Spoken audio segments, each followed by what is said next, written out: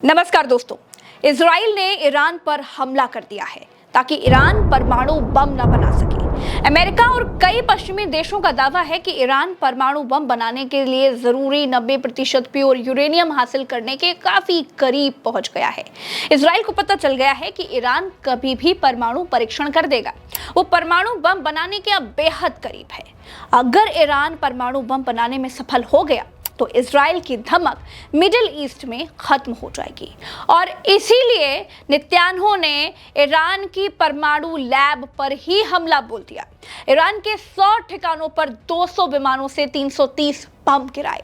Tehran से 220 kilometre दूर एक जगह है जिसका नाम है नंतास। इस जगह पर ईरान की सबसे बड़ी अंडरग्राउंड परमाणु लेबोरेटरी है। इजराइल इसे ही बर्बाद करना चाहता है। जिसे ना रहेगा बांस ना बजेगी बांसुरी। दोस्तों, मेन मसला यह है कि ईरान ने 9 परमाणु बम बनाने जितना यूरेनियम जमा कर लिया है। साथ ही ईरान ने 6 साल में 20,000 बैलिस्टिक मिसाइलें बनाने का लक्ष्य रखा है और ये मिसाइलें इजराइल तक मार करेंगी। दोस्तों, इस हमले में ईरानी सेना के सबसे ताकतवर core Islamic revolutionary guard corps यानी IRGC के कमांडर हुसैन सलामी की मौत हो गई है। ईरान के 2 परमाणु वैज्ञानिक मोहम्मद मेहंदी तेहरानची और फरदून अब्बासी भी मारे गए हैं। इजराइल ने दावा किया है कि हमले में ईरान के आर्मी चीफ मोहम्मद बाघेरी और सेना के दूसरे बड़े अधिकारी भी मारे गए हैं। हमले में ईरान की राजधानी तेहरान की कई इमारतों को भारी नुकसान पहुंचा है। नंतास की अंडरग्राउंड परमाणु लैबोरेटरी में काला धुआं उठता दिखाई दिया। दोस्तों, ईरान के न्यूक्लियर प्लांट जमीन के भीतर 80 मीटर यानी करीब 26 मंजिल की गहराई में है। ईरान की सीमेंट की तकनीक दुनिया की सबसे बेहतरीन तकनीक है। इसीलिए माना जा रहा है कि फिलहाल उसके न्यूक्लियर प्लांट को बहुत नुकसान नहीं पहुंचा है।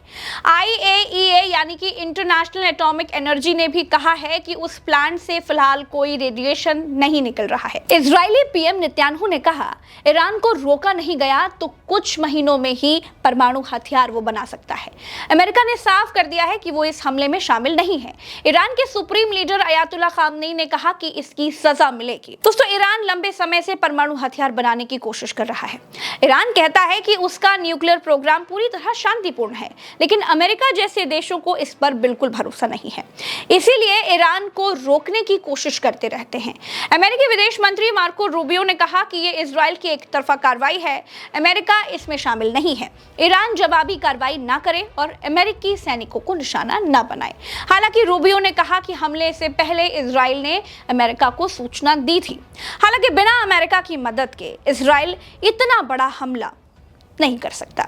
इन हमलों के पीछे अमेरिका की सहमति और सपोर्ट के कई संकेत मिलते हैं। इजराइल ने ईरान के अंदर के न्यूक्लियर ठिकानों पर करीब 300 स्ट्राइक की हैं। इसमें 100 से ज्यादा विमान इस्तेमाल हुए हैं। इन हमलों के लिए इजराइल के जेट्स को रिफ्यूलिंग की जरूरत पड़ी होगी। संभावना है दोस्तों कि इजराइल के जहाजों ने आसपास के कई देशों के एयर स्पेस का इस्तेमाल किया होगा। सऊदी के भी एयर स्पेस का इस्तेमाल किया गया। ये अमेरिका की मर्जी के बिना संभव नहीं था। दोस्तों, बीते 10 दिनों से लग रहा था कि ईरान पर हमला होने वाला है। 12 जून को अमेरिका ने मिडिल ईस्ट से कुछ अमेरिकी नागरिकों और अधिकारियों को निकालना शुरू कर दिया था। ट्रंप ने कल एक कार्यक्रम के दौरान बताया कि अमेरिका मिडिल ईस्ट के कुछ देशों से अपने सैनिकों को हटा रहा है क्योंकि वहां हालात खतरनाक हो सकते हैं। 12 जून की रात 11:30 बजे ट्रंप का बयान आया। अमेरिका के ABC न्यूज की जर्नलिस्ट व्हाइट हाउस सेलेना वांग ने ट्रंप से पूछा कि क्या इजराइल ईरान पर हमला करने वाला है। इस पर ट्रंप ने कहा, बात सीधी सी है, ईरान के पास परमाणु हथियार नहीं हो सकते। मैं ये नहीं कहना चाहता हूं कि हमला तुरंत होगा, लेकिन ये कभी भी हो सकता है। टाइम्स ऑफ इजराइल के मुताबिक IDF ने चेतावनी दी है कि ईरान जल्द ही एक बड़ा मिसाइल हमला कर सकता है। ईरान की लीडरशिप का लॉस हुआ है, वो कुछ ना कुछ कार्रवाई तो जरूर करेगा। उसके पलटवार के कई सिनेरियो बनते हैं। ईरान इजराइल पर मिसाइल अटैक करेगा। इसके पहले जब ईरान ने इजराइल पर हमले किए थे तब उसके मिसाइल्स को ट्रैक करने में सऊदी अरब, जॉर्डन और UAE जैसे देशों ने इजराइल की मदद की थी। सिर्फ इक्का दुक्का मिसाइल्स इजराइल के इलाकों तक पहुंची थी। ये देश इस बार भी इजराइल का साथ दे सकते हैं। जब तक अमेरिका उस पर सीधा हमला नहीं करता, ईरान अमेरिका पर हमला करने से बचेगा। इसकी वजह यह है कि अमेरिका से जंग लड़ना ईरान के लिए आसान नहीं है। हालांकि वो अपने प्रॉक्सी संगठन यानी हूती विद्रोहियों के जरिए अमेरिका के मिलिट्री बेस पर और इजराइल पर अटैक करवा सकता है। अगर ईरान ने अमेरिकी सैन्य ठिकानों पर सीधा हमला किया तो अमेरिका ने पलटवार का पूरा प्लान तैयार कर रखा है। ईरान इजराइल की लड़ाई का भारत पर क्या असर पड़ेगा? दोस्तों, भारत के इजराइल और ईरान दोनों ही के साथ अच्छे रिश्ते हैं। ऐसे में भारत न्यूट्रल रहेगा और उसी तरह के बयान जारी करेगा। हालांकि जब बाकी देश भी इसके जवाब में भारत और पाकिस्तान के तनाव के बीच न्यूट्रल बयान जारी करते हैं तो भारत के लिए समस्या खड़ी होती है। ऐसे में भारत के लिए कूटनीतिक तौर पर यह मुश्किल स्थिति हो सकती है। इसके अलावा अगर मिडिल ईस्ट में लंबी जंग खिंच जाए तो तेल की सप्लाई पर असर पड़ेगा, क्योंकि ईरान के आसपास के रूट से भारत में तेल की सप्लाई होती है। इन्हीं रूट से भारत का काफी ट्रेड भी होता है, उस पर भी असर पड़ेगा। दोस्तों, कई सालों से मिडिल ईस्ट में जंग रुकने का नाम नहीं ले रही है। क्या अब गाजा की तरह ही इजराइल ईरान से भी युद्ध करेगा?